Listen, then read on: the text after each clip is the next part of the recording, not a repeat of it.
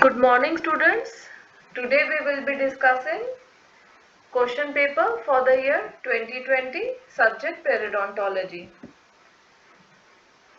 Today we will discuss how to write short note for the question furcation involvement. First of all, we will be writing definition.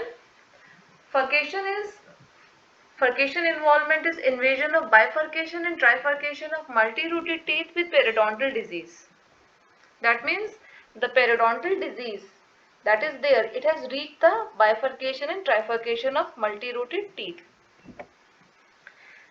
Etiological factor. Primary etiological factor is dental plaque, and local anatomic factors, they are root trunk length and the morphology of root trunk length and the root morphology.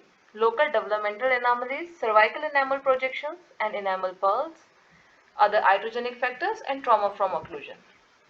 First of all, we'll discuss Glickman's classification that was proposed in the year 1953. Grade 1. Incipient or early stage of furcation involvement, in which the initial stage of bone loss is there.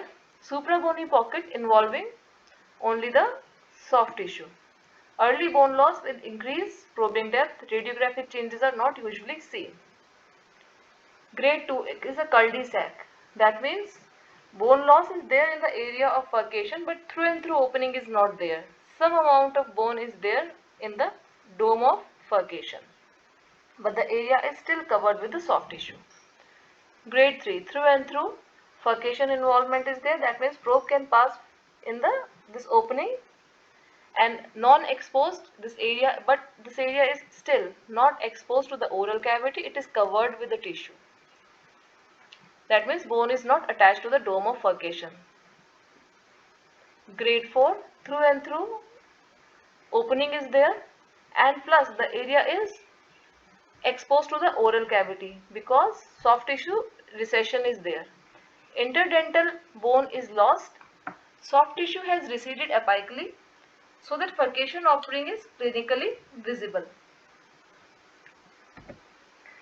Another classification that was proposed by Hamp, it was proposed in the year 1975.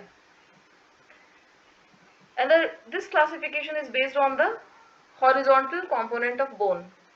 In degree 1, horizontal loss of periodontal support not exceeding 1/3 of the width of the tooth, that is less than 3 mm. In degree 2, horizontal bone loss is there, but it is greater than 3 mm. In degree 3, horizontal bone loss is there, and through destruction of periodontal ligament is seen in the furcation area. And this is the diagram showing the Hump classification, class 1, class 2 and class 3. Now coming on to the diagnosis, clinical examination. Sign and symptoms are redness, swelling, periodontal abscess formation, increased temperature, pain, loss of function, tooth may be perceived elongated and mobile, increased bleeding tendency, suppuration, clinical probing. Using a curved graduated periodontal probe, we can easily probe that area. This is also known as neighbor's probe. Bone sounding or transgingival probing can be done. The probe should be walked along the tissue to interface so that the operator can feel the topography. Radiographic examination can be done and pulp vitality testing. Treatment in grade 1, scaling and root planning is done, and along with that we can do furcation plasty, there is odontoplasty and osteoplasty.